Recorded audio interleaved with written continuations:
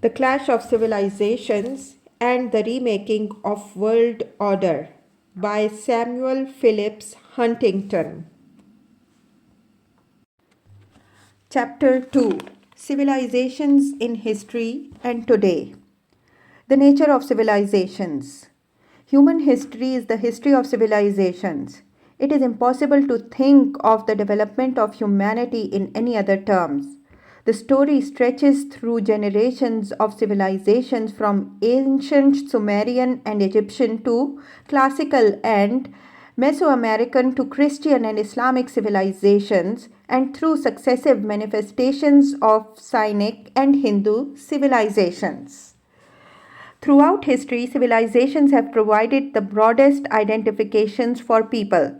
As a result, the causes, emergence, rise, interactions, achievements, decline, and the fall of civilizations have been explored at length by distinguished historians, sociologists, and anthropologists, including, among others, Max Weber, Emile Durkheim, Oswald Spengler, Pithriam Sorokin, Arnold Toynbee, Alfred Weber, A. L. Kroeber, Philip Bagby, Carol Quigley, Rushton Colburn, Christopher Dawson, S. N. Eisenstadt, Fernand Braudel, William H. McNeill, Ada Bozeman, Emmanuel Wallerstein, and Felipe Fernandez Armesto.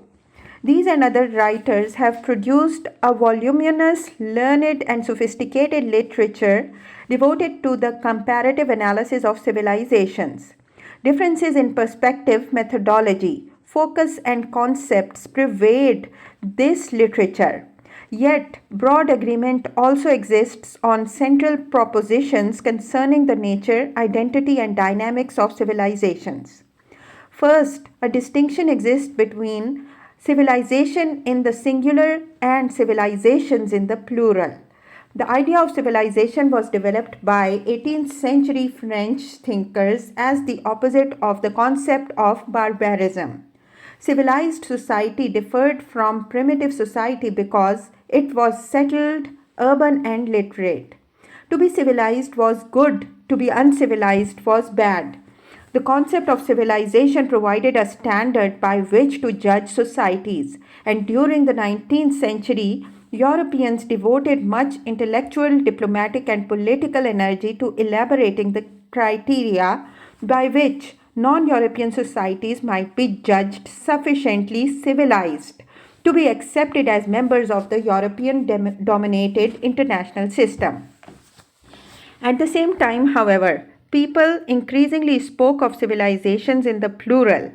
This meant renunciation of a civilization defined as an ideal, or rather as the ideal, and a shift away from the assumption there was a single standard for what was civilized, confined in Braudel's phrase to a few privileged peoples or groups, humanity's elite. Instead, there were many civilizations, each of which was civilized in its own way. Civilization in the singular, in short, lost some of its cachet, and a civilization in the plural sense could in fact be quite uncivilized in the singular sense. Civilizations in the plural are the concern of this book, yet the distinction between singular and plural retains relevance, and the idea of civilization in the singular has appeared in the argument that there is a universal world civilization. This argument cannot be sustained, but it is useful to explore, as will be done in the final chapter of this book, whether or not civilizations are becoming more civilized. Second, a civilization in a cultural entity outside Germany. 19th century German thinkers drew a sharp distinction between civilization, which involved mechanics, technology, and material factors, and culture, which involved values, ideals, and the higher intellectual, artistic, moral qualities of a society. This distinction has persisted in German thought but has not been accepted elsewhere. Some anthropologists have even reversed the relation and conceived the cultures as characteristic of primitive, unchanging, non-urban societies, while more complex, developed, urban and dynamic societies are civilizations. These efforts to distinguish culture and civilization, however, have not caught on, and outside Germany, there is overwhelming agreement with Rodel that it is delusory to wish in the German way to separate culture from its foundation, civilization. Civilization and culture both refer to the overall way of life of a people, and a civilization is a culture writ large. They both involve the values, norms, institutions, and modes of thinking to which successive generations in a given society have attached primary importance. A civilization is, for Brodel, a space, a cultural area, a collection of cultural characteristics and phenomena. Wallerstein defines it as a particular concatenation of worldview, customs, structures, and culture, both material culture and high culture, which forms some kind of historical whole and which coexists, if not always simultaneously, with the other varieties of this phenomena. A civilization is, according to Dawson, the product of a particular original process of cultural creativity, which is the work of a particular people. While for Durkheim and Mauss, it is a kind of moral milieu encompassing a certain number of nations, each national culture being only a particular form of the whole. To Spengler, a civilization is the inevitable destination of the culture, the most external and artificial states of which a species of developed humanity is capable. A conclusion: the thing becomes succeeding, the thing becoming. Culture is the common theme in virtually every definition of civilization. The key cultural elements which define a civilization were set forth in classic form by the Athenians when they reassured the Spartans that they would not betray them to the Persians. For there are many and powerful considerations that forbid us to do so, even if we were inclined. First and chief, the images and dwellings of the gods burnt and laid ruins. This we must needs avenge to the utmost of our power, rather than make terms with the man who has perpetrated such deeds. Secondly, the Grecian race, being of the same blood and same language, and the temples of gods and sacrifices in common, and our similar customs. For the Athenians to become betrayers of these would not be well. Blood, language, religion, way of life were what the Greeks had in common and what distinguished them from the Persians and other non-Greeks. Of all the objective elements which define civilizations, however, the most important usually is religion, as the Athenians emphasized. To a very large degree, the major civilizations in human history have been closely identified with the world's great religions.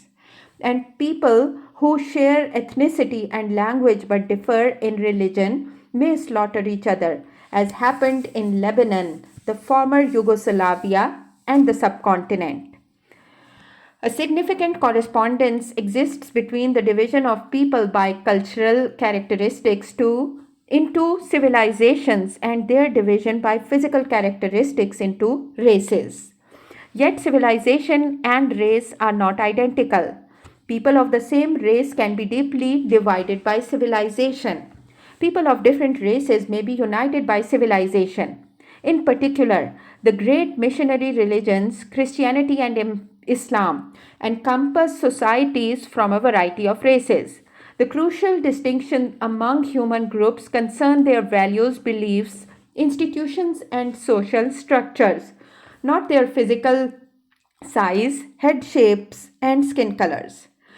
Third, civilizations are comprehensive. That is, none of their constituent units can be fully understood without reference to encompassing civilization. Civilizations, Toynbee argued, comprehend without being comprehended by others. A civilization is a totality. Civilizations, Melko goes on to say, have a certain degree of integration. Their parts are defined by their relationship to each other and to the whole. If the civilization is composed of states, these states will have more relation to one another than they do to the states outside the civilization. They might fight more and engage more frequently in diplomatic relations. They will be more interdependent economically. They will be pervading aesthetic and philosophical currents. A civilization is the broadest cultural entity. Villages, regions, ethnic groups, nationalities, religious groups all have distinct cultures at different levels of cultural heterogeneity. The culture of a village in southern Italy may be different from that of a village in northern Italy, but both will share in a common Italian culture that distinguishes them from German villages. European communities, in turn, will share cultural features that distinguish them from Chinese or Hindu communities. Chinese, Hindus, and Westerners, however, are not a part of any broader cultural entity, they constitute civilizations. A civilization is thus the highest cultural grouping of people and the broadest level of cultural identity people have short of that which distinguishes human beings from other species. It is defined both by common objective elements such as language, history, religion, customs, institutions, and by the subjective self identification of people. People have levels of identity. A resident of Rome may define himself with varying degrees of intensity as a Roman, an Italian, a Catholic, a Christian, a European, a Westerner. The civilization to which he belongs is the broadest level of identification with which he strongly identifies. Civilizations are the biggest we within which we feel culturally at home as distinguished from all the other thems out there. Civilizations may involve a large number of people, such as Chinese civilization, or a very small number of people, such as the Anglophone Caribbean. Throughout history, many small groups of people have existed possessing a distinct culture and lacking any broader cultural identification. Distinctions have been made in terms of size and importance between major and peripheral civilization, or major and arrested or abortive civilization. This book is concerned with what are generally considered the major civilizations in human history. Civilizations have no clear cut boundaries and no precise beginnings and endings. People can and do redefine their identities, and as a result, the composition and shapes of civilizations change over time. The cultures of peoples interact and overlap. The extent to which the cultures of civilizations resemble or differ from each other also varies considerably. Civilizations are nonetheless meaningful entities, and while the lines between them are seldom sharp, they are real. Fourth, civilizations are mortal but also very long lived. They evolve, adapt, and are the most enduring of human associations. Realities of the extreme longue durée. Their unique and particular essence is their long historical continuity. Civilization is, in fact, the longest story of all. Empires rise and fall, governments come and go, civilizations remain and survive political, social, economic, even ideological upheavals. International history, Bozeman concludes, rightly documents the thesis that political systems are transient expedients on the surface of civilization, and that the destiny of each linguistically and morally unified community depends ultimately upon the survival of certain primal structuring ideas around which successive generations have coalesced and which thus symbolize the society's continuity. Virtually all the major civilizations in the world in the 20th century either have existed for a millennium or, as with Latin America, are the immediate offspring of another long lived civilization. While civilizations endure, they also evolve. They are dynamic, they rise and fall, they merge and divide, and as any student of history knows, they also disappear and are buried in the sands of time. The phases of their evolution may be specified in various ways. Quigley sees civilizations moving through 7 stages: mixture, gestation, expansion, age of conflict, universal empire, decay, and invasion. Melko generalizes a model of change from crystallized feudal system to a feudal system in transition to a crystallized state system to a state system in transition to a crystallized imperial system. Tony B sees a civilization arising as a response to challenges and then going through a period of growth involving increasing control over its environment produced by a creative minority, followed by a time of troubles, the rise of a universal state, and then disintegration. While significant differences exist, all these theories see civilizations evolving through a time of troubles or conflict to a universal state to decay and disintegration.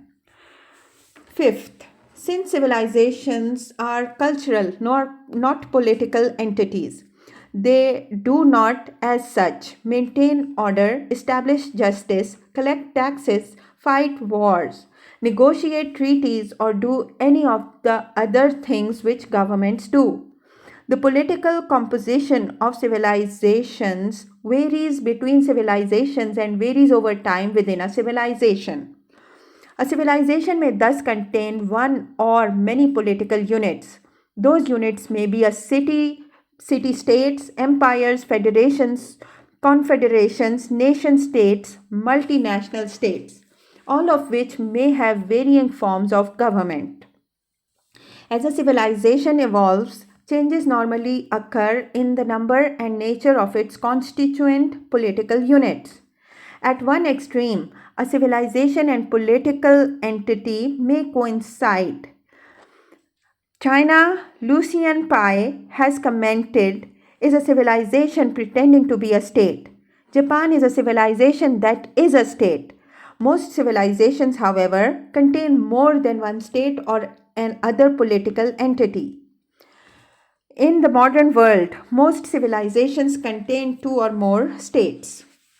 Finally, scholars generally agree in their identification of the major civilizations in history and on those that exist in the modern world. They often differ, however, on the total number of civilizations that have existed in history. Quigley argues for 16 clear historical cases and very probably 8 additional ones. Tony B. first placed the number at 21, then 23. Spengler specifies 8 major cultures. McNeill discusses 9 civilizations in all of history. Bagby also sees 9 major civilizations, or 11 if Japan and Orthodoxy are distinguished from China and the West. Brodel identifies 9 and Rostanvanye 7 major contemporary ones.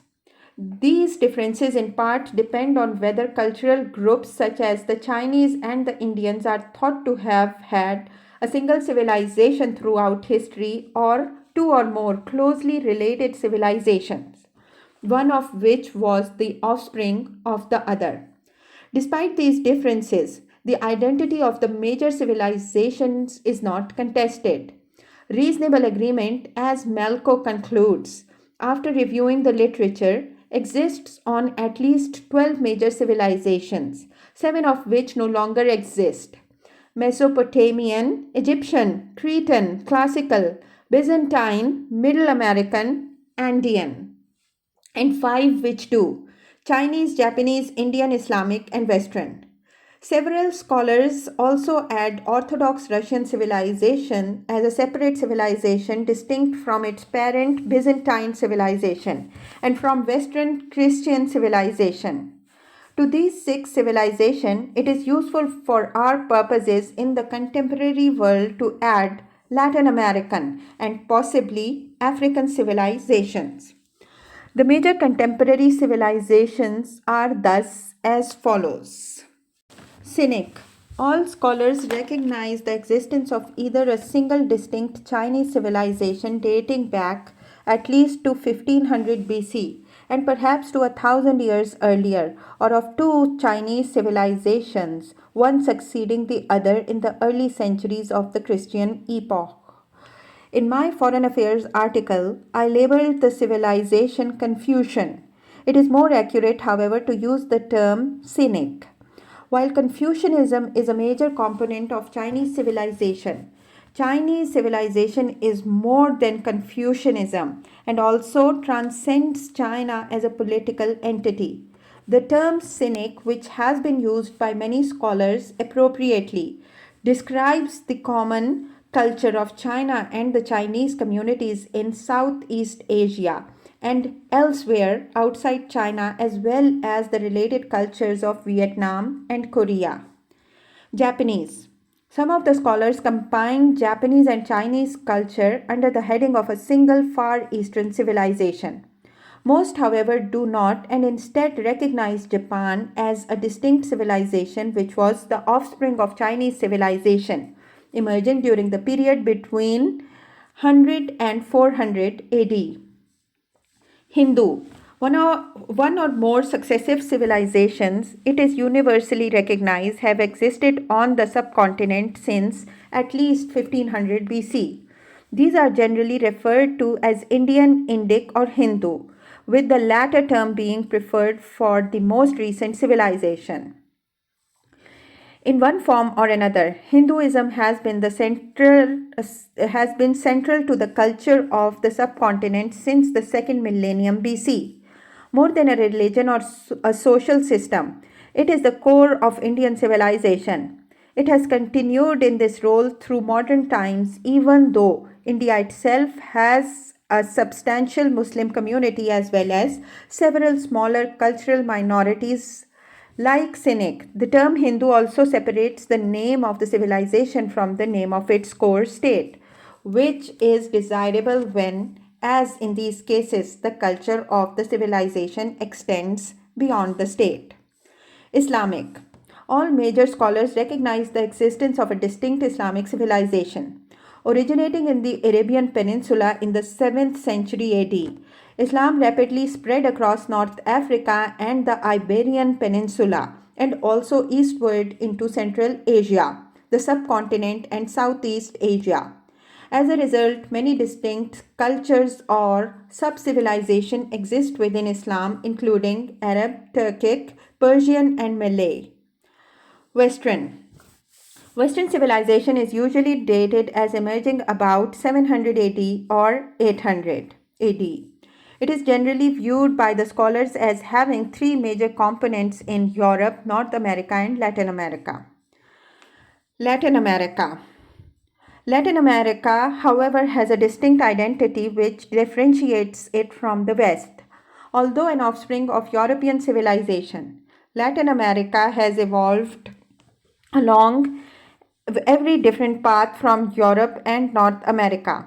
It has had a corporatist authoritarian culture, which Europe had to a much lesser degree and North America not at all.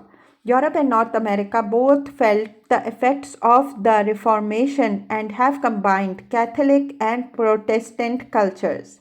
Historically, although this may be changing, Latin America has been only Catholic. Latin American civilization incorporates indigenous cultures which did not exist in Europe, were effectively wiped out in North America, and which vary in importance from Mexico, Central America, Peru, and Bolivia, on the one hand, to Argentina and Chile, on the other. Latin American political evolution and economic development have differed sharply from the patterns prevailing in North Atlantic countries. Subjectively, Latin Americans themselves are divided in their self identifications. Some say, yes, we are part of the West. Others claim, no, we have our own unique culture, and a large literature by Latin and North Americans elaborate their cultural differences. Latin America could be considered either a sub civilization within Western civilization or a separate civilization, closely affiliated with the West and divided as to whether it belongs in the West.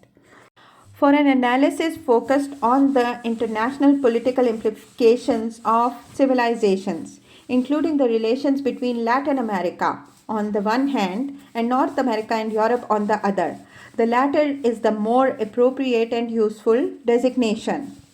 The West then includes Europe, North America, plus other European settler countries such as Australia and New Zealand. The relation between the two major components of the West has, however, changed over time. For much of their history, Americans defined their society in opposition to Europe. America was the land of freedom, equality, opportunity, and future. Europe represented oppression, class conflict, hierarchy, backwardness. America, it was even argued, was a distinct civilization. This positioning of an opposition between America and Europe was, in considerable measure, a result of the fact that at least until the end of the 19th century, America had only limited contacts with non-Western civilizations. Once the United States moved out of the world scene, however, the sense of a broader identity with Europe developed. While 19th century America defined itself as different from and opposed to Europe, 20th century America has defined itself as a part of and indeed the leader of a broader entity, the West, that includes Europe. The term the West is now universally used to refer to what used to be called Western Christendom. The West is thus the only civilization identified by a compass direction and not by the name of a particular people, religion, or geographical area. The identification lifts the civilization out of its historical, geographical, and cultural context. Historically, Western civilization is European civilization.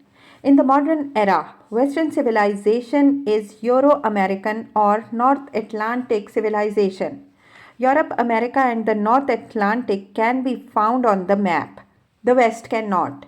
The name the West has also given rise to the concept of westernization and has promoted a misleading conflation of westernization and modernization. It is easier to conceive of Japan westernizing than Euro Americanizing.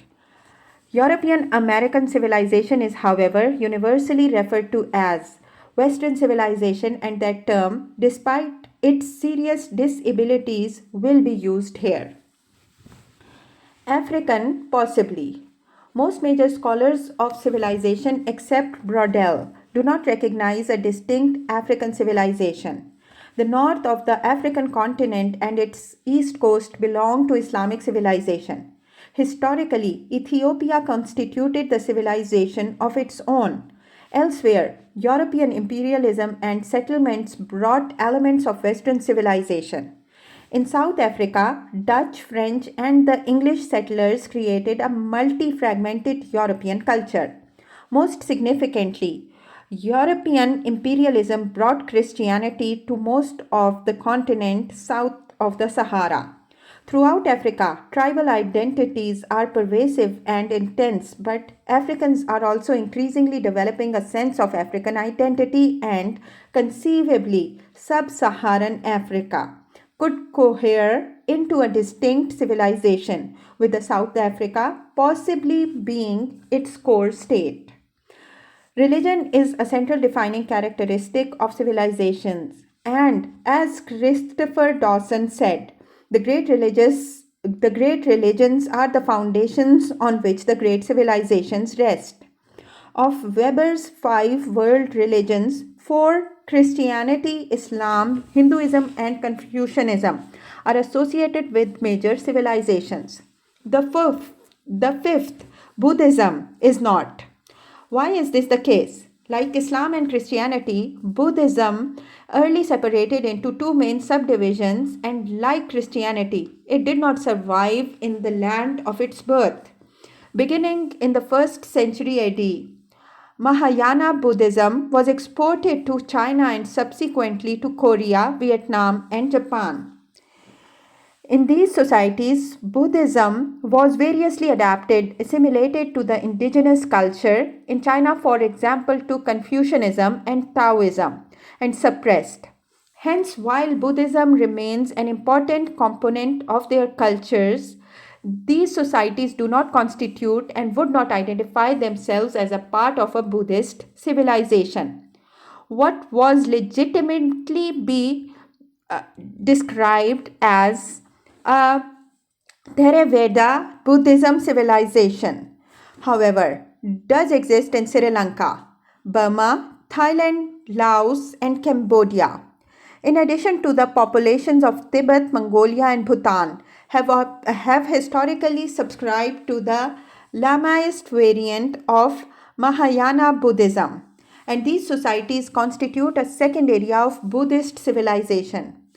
Overall, however, the virtual extinction of Buddhism in India and its adaptation and incorporation into the existing cultures in China and Japan mean that Buddhism, although a major religion, has not been the basis of a major civilization.